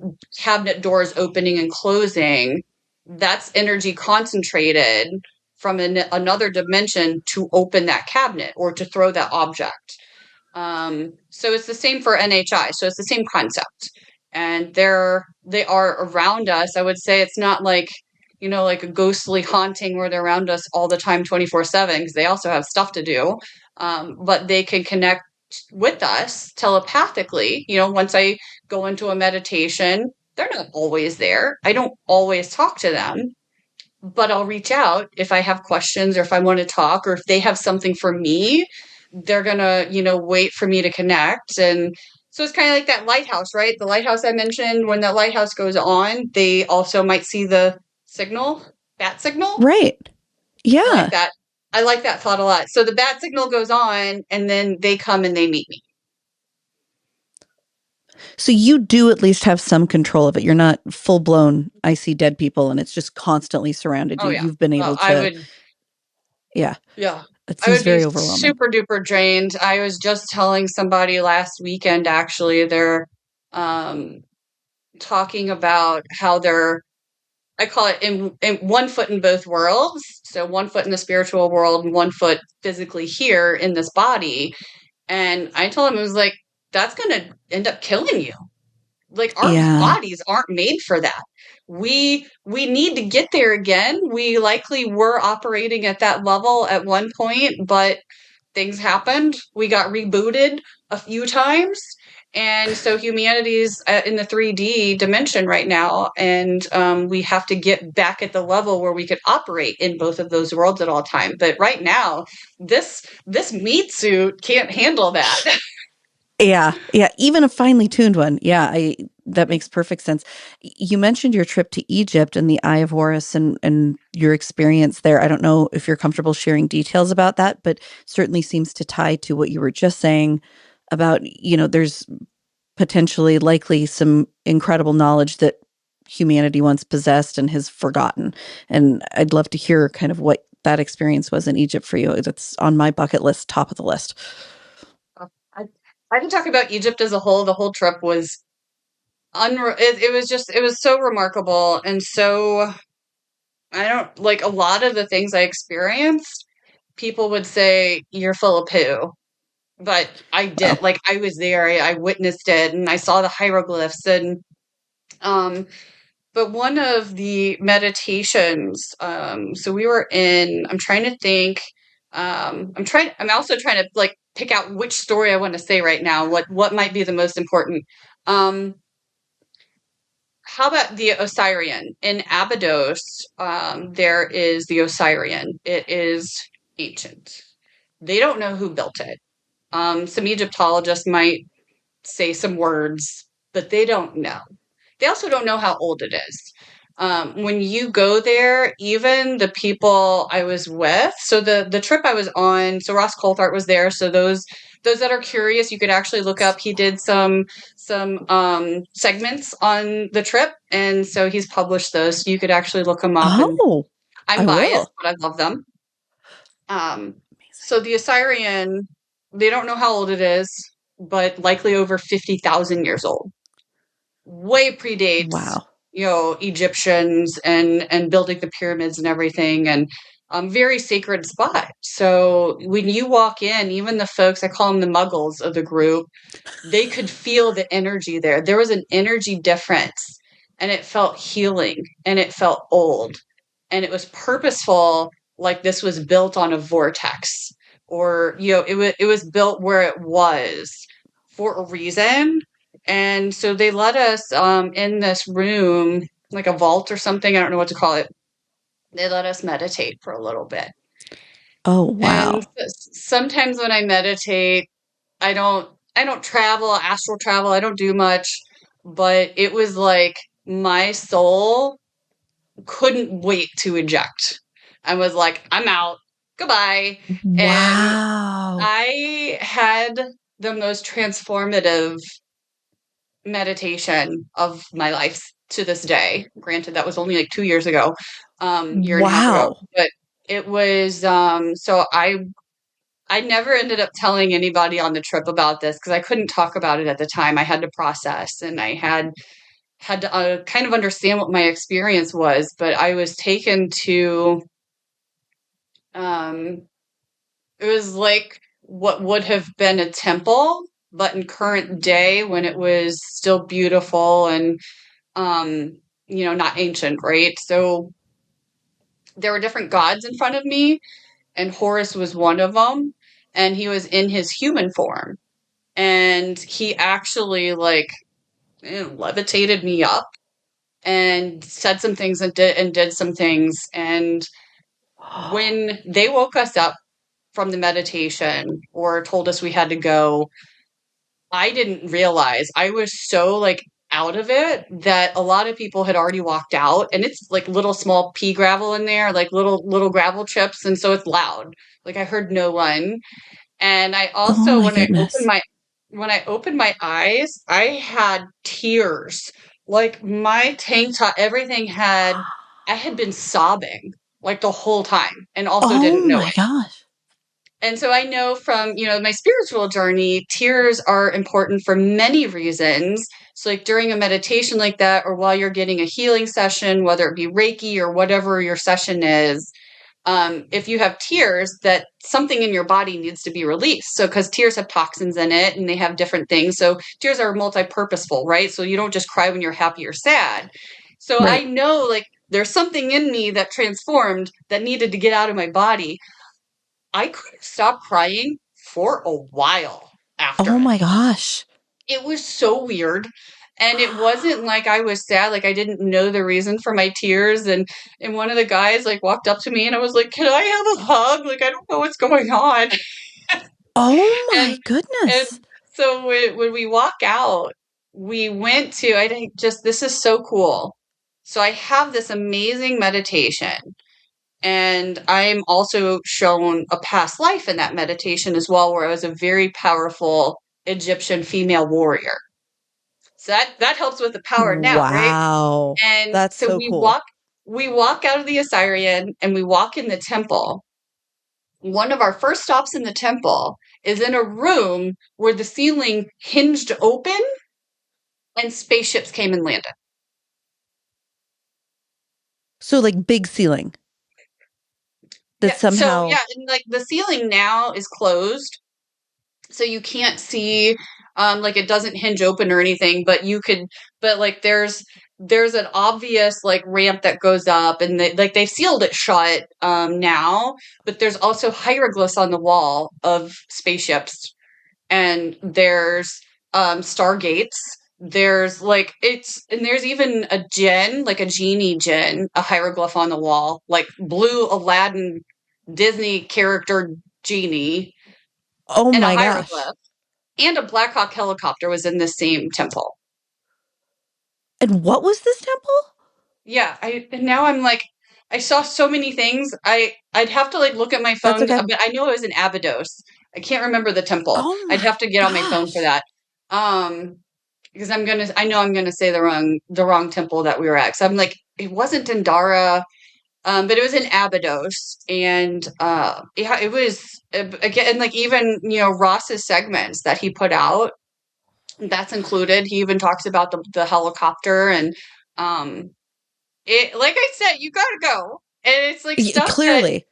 if a stranger told me this off the street, I'd be like, that nut job needs to go in a psych ward. No, But I it saw it. is, I was there. yeah. I got to feel the energy, and it was just like we know nothing. Why did we forget all this stuff? So, but it was us. That was your sense, was that this was us. It wasn't like a different race. Like this was us. Um, you what do you mean?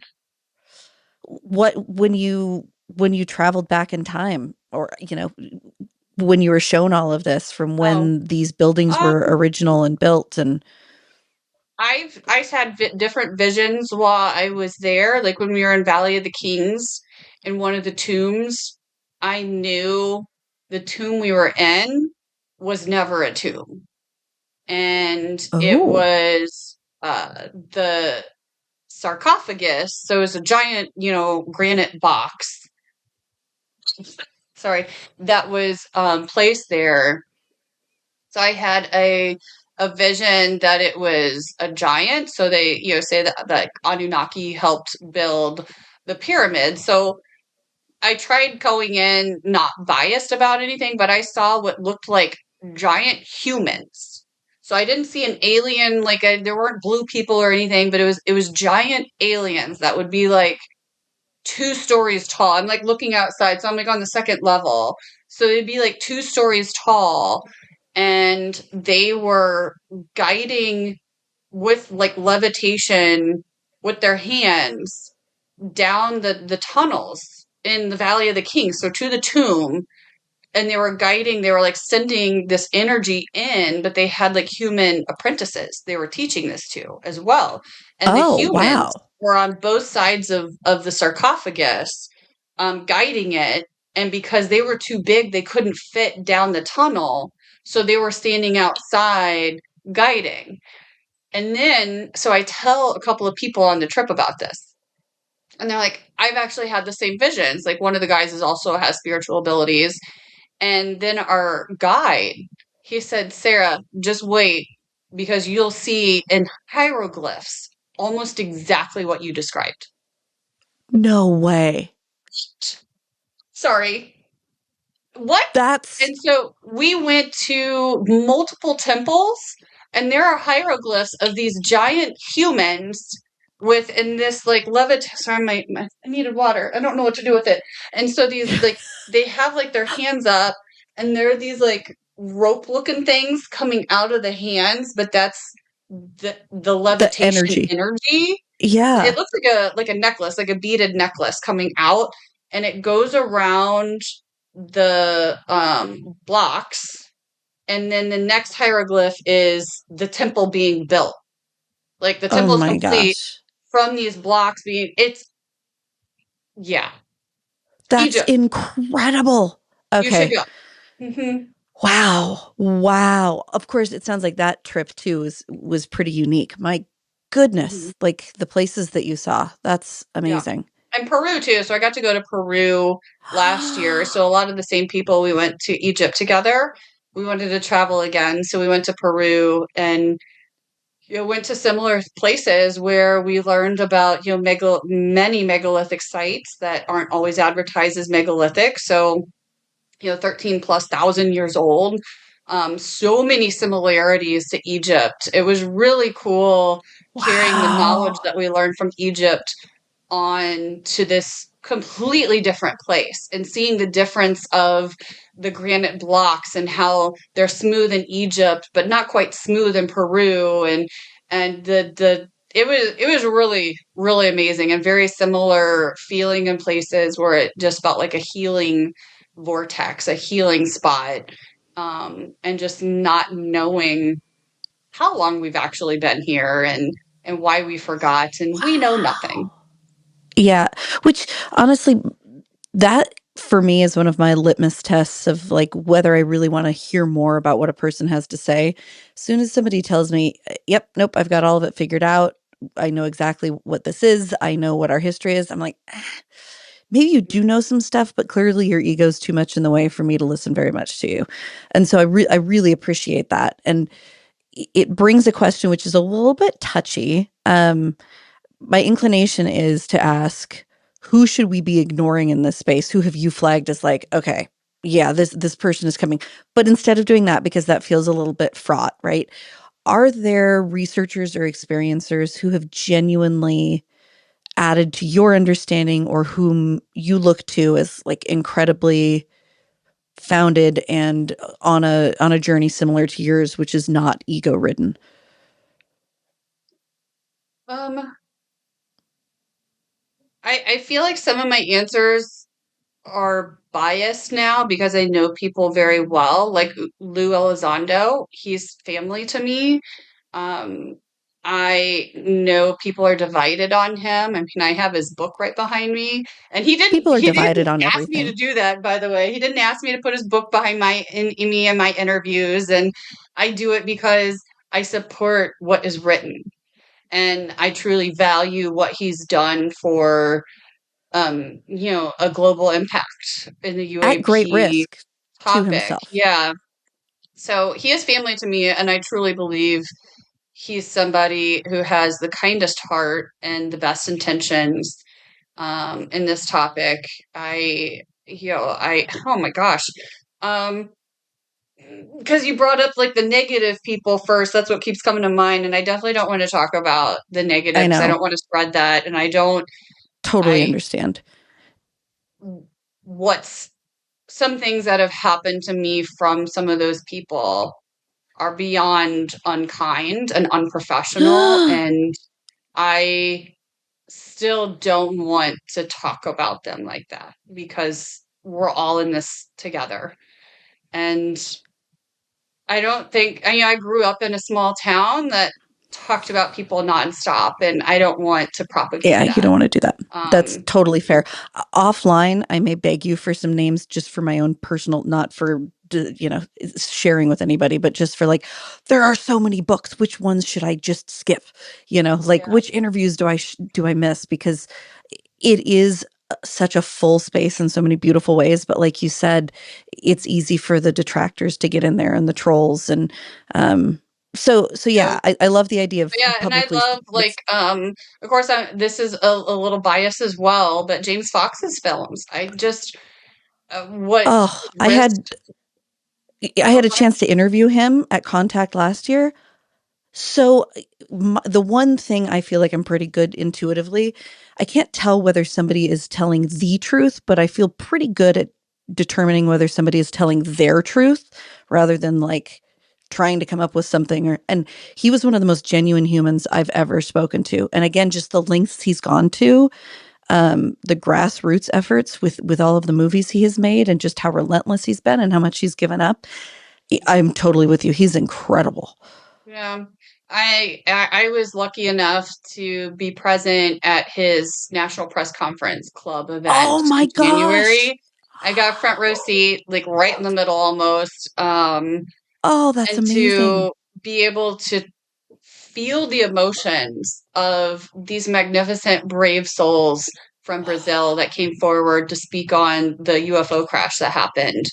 And it was on the 30th anniversary. It was like on the day On the 30 day. years ago that it happened. And you can't deny their emotions. I mean, multiple times I cried during it, and the whole room.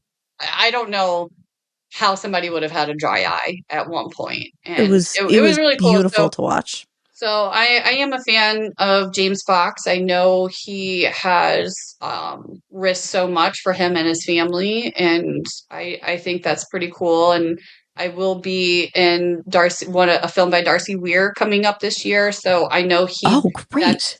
everybody's so divided on things, and I've heard people tell me about all of the people that I've talked about negative things, and Of course. but like you, like why would somebody put so much money and effort into the Brazil UFO crash and making multiple films of that if they're out to swindle people? Right. And So it's not as though he is making, billions of dollars out. He's not James, not nothing against James Cameron, but yeah, he's not James Cameron, right? He's not buying his second yacht. And yeah, this is clearly a labor of love yeah, for him.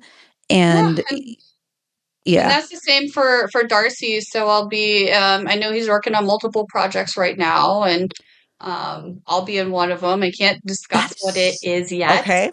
We'll Um, anxiously await. That's really mhm. exciting. Yeah, so I feel so fortunate to have crossed paths with so many amazing people on this journey, and folks that I call like family. So Leslie Keene's another one that I, of course, love to follow, and her bravery for the 2017 article on the topic, and her shows that she's put out too. I think it was National Geographic. She has Yeah. the shows.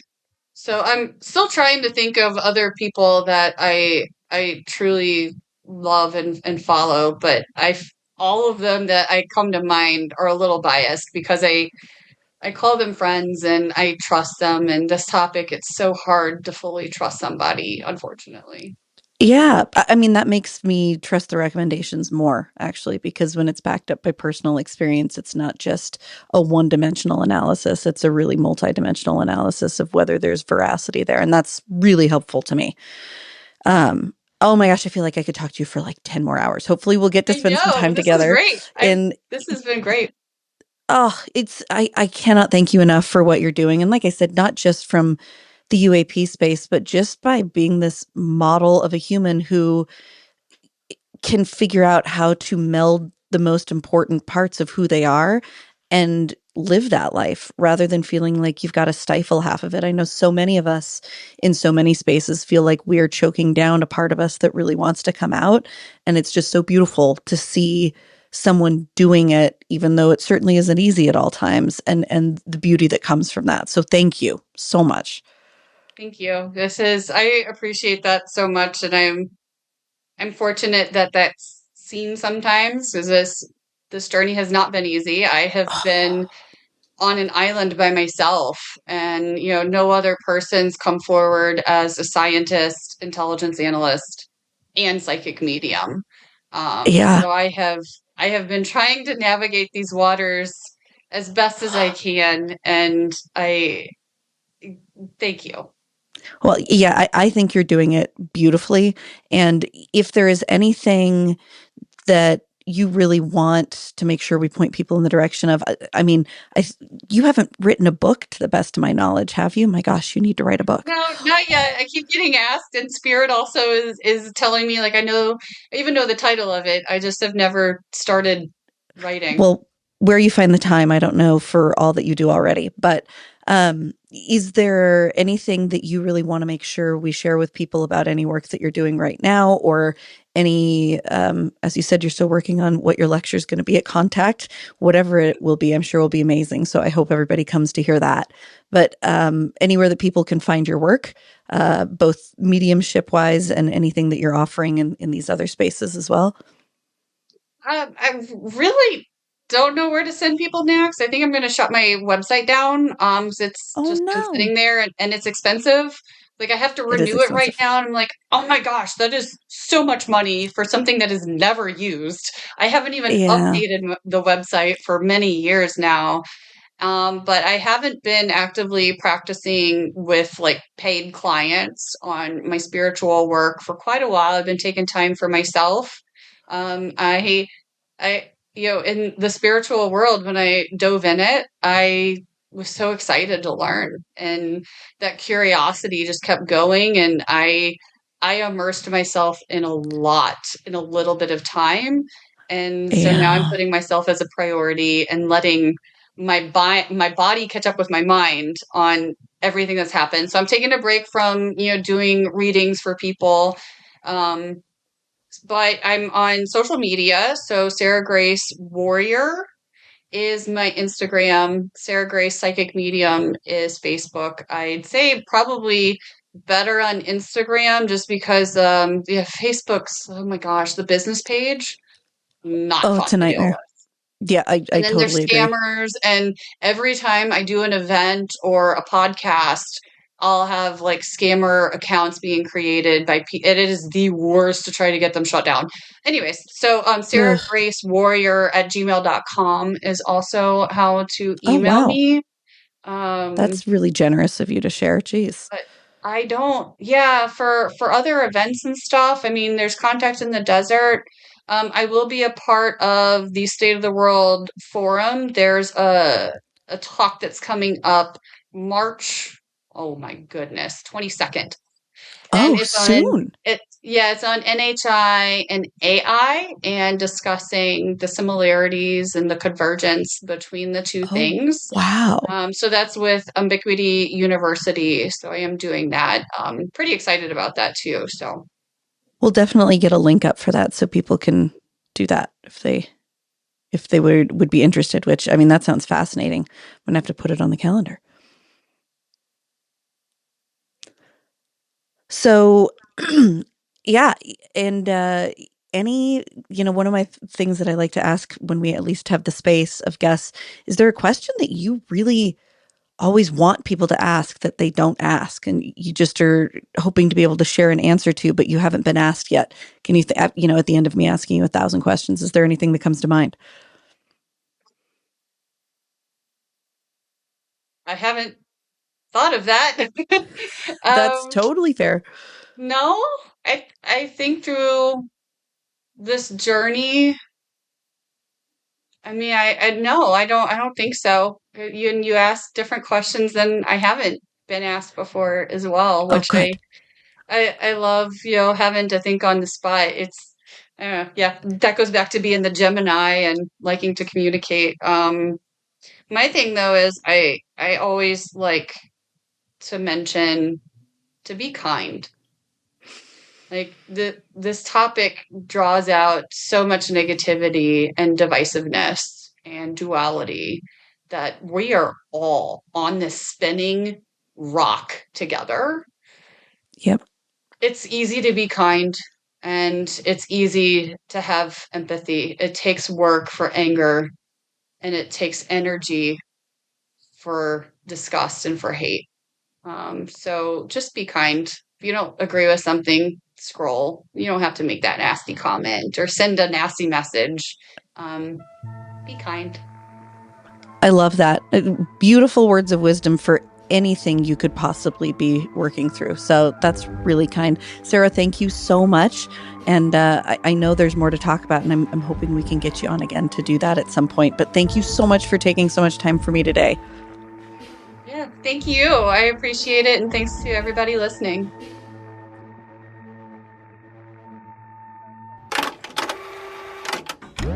You've been listening to an Audio Wool original, produced by Byron McCoy. Theme music is provided by Yawns. For more programs like this, visit audiowool.co.